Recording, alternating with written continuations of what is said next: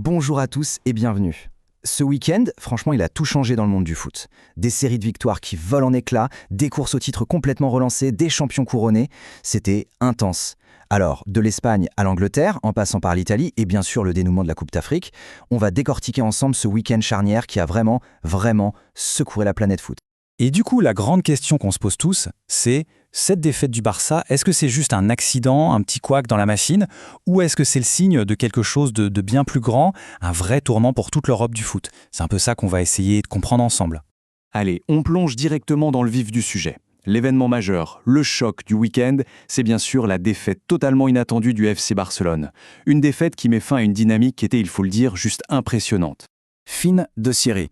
Voilà, c'est le gros titre qu'on voyait partout dans la presse espagnole.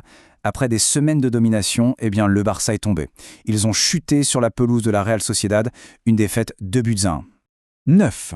C'est simple, c'est le chiffre à retenir. 9 victoires d'affilée pour le Barça en Liga, une série juste spectaculaire. Et là, paf, ça s'arrête.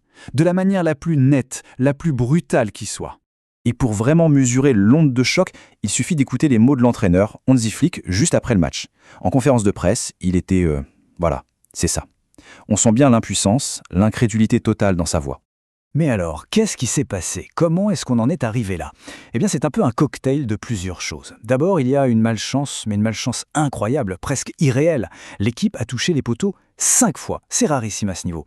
Ensuite, il faut ajouter l'absence d'un joueur super important, Rafinha, et puis un arbitrage qui a fait beaucoup jaser, et pour couronner le tout, ça met fin à une invisibilité de presque 10 ans sur ce terrain à Anoeta. Rien que ça. Mais attention, cette défaite, c'est bien plus qu'une simple anecdote. Non, les conséquences, elles, sont immédiates et elles sont énormes. Parce que, ça y est, la course au titre en Liga est complètement relancée. La frustration, elle était à son comble sur le terrain. Surtout contre l'arbitre, Monsieur Ilman Sano. Et là, on a Frenkie de Jong qui, après le match, n'y est pas allé par 4 chemins. Il a dit tout haut ce que beaucoup pensaient tout bas. Sa déclaration, elle montre bien à quel point c'était tendu. Et cette mauvaise soirée, elle se voit très clairement dans les notes attribuées par la presse le lendemain. Ouch. C'est surtout la défense qui a pris cher, regardez ça. Des notes vraiment basses pour Koundé et Cubarsí. Et même le gardien, qui est d'habitude si bon, il n'y a pas échappé. Ça montre bien que c'était une soirée compliquée pour tout le monde. Un vrai naufrage collectif. Et voilà le point crucial, le truc qui change tout.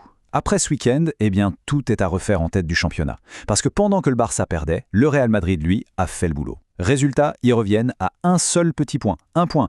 La Liga est plus ouverte et plus passionnante que jamais. Bon, mais cette ambiance de grand bouleversement, elle ne s'est pas arrêtée aux frontières de l'Espagne, loin de là. Allez, on traverse la Manche, direction l'Angleterre, parce que la Première Ligue aussi a eu son lot de drames et de grosses surprises. Alors, avant le gros derby de Manchester, il y avait un petit duel dans le match qui faisait beaucoup parler. D'un côté, Haaland, de l'autre, Lisandro Martinez. Et Paul Scholes, une légende de United, n'était pas très confiant pour son ancien club, il avait mis une petite pique. Ça a mis un peu d'huile sur le feu avant le coup d'envoi. Sauf que, après la victoire de Manchester United, la réponse de Martinez, elle ne s'est pas fait attendre. Et elle était cinglante, pleine de caractère. Il n'a pas hésité à répondre directement à Scholes. C'est exactement ça, la passion, l'intensité de cette rivalité. C'est pour ça qu'on adore la Première Ligue.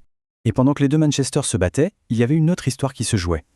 La défaite de City, ça offrait une occasion en or à Aston Villa pour monter sur le podium. Une autoroute. Sauf qu'ils se sont fait battre chez eux par Everton. On n'ose même pas imaginer la frustration d'Unai Emery. Voir une opportunité pareille leur filer entre les doigts, ça doit être terrible. Et cette tendance, ce resserrement en haut des classements, on la retrouve un peu partout en Europe. C'est assez fou. Allez, maintenant, direction l'Italie, où la bataille pour le titre, le fameux Scudetto, est tout aussi serrée et passionnante. En Serie A, c'est simple, il n'y a aucun répit. L'Inter gagne, l'AC Milan répond tout de suite. La pression est constante, l'écart reste minuscule entre les deux grands rivaux milanais. Franchement, cette course au titre, ce mano à mano, ça nous promet une fin de saison mais absolument irrespirable. Et ce qui est intéressant, c'est de voir que les nouvelles recrues, elles n'ont pas attendu pour se montrer. Füllkrug, hop, premier but crucial pour Milan. Pendant ce temps, à Rome, c'est Malen qui marque et qui replace direct son équipe dans la course pour le top 4. Un impact immédiat, c'est ce qu'on demande. Bon, allez, pour finir ce tour d'horizon, on quitte les championnats européens. On change de continent pour le grand final d'une compétition magnifique, la Coupe d'Afrique des Nations. Et cette finale, waouh, quelle tension! Ça a été tout sauf un match facile. Le Sénégal gagne 1-0 contre le Maroc, d'accord, Mais le match était haché, compliqué. Il y a même eu des incidents qui n'avaient rien à voir avec le foot. Et puis, il y a eu ce moment clé, le penalty de Brahim Diaz. Il tente une panenka et il la rate. Ça, c'est le tournant du match, sans aucun doute. Et ce moment, il résume tout. C'est la cruauté et la beauté d'une finale. D'un côté, on a la joie immense de Sadio Mané, de tout un peuple sénégalais qui garde son titre de champion d'Afrique, et de l'autre, la détresse de Brahim Diaz, le meilleur buteur du tournoi, mais qui repart en larmes, le cœur brisé. C'est ça, le sport. C'est l'émotion à l'état pur. Alors voilà, après un week-end aussi dingue, rempli de surprises, la grande question reste posée.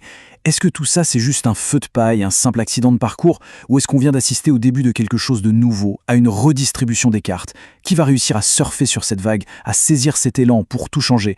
Les prochaines semaines vont être absolument passionnantes à suivre.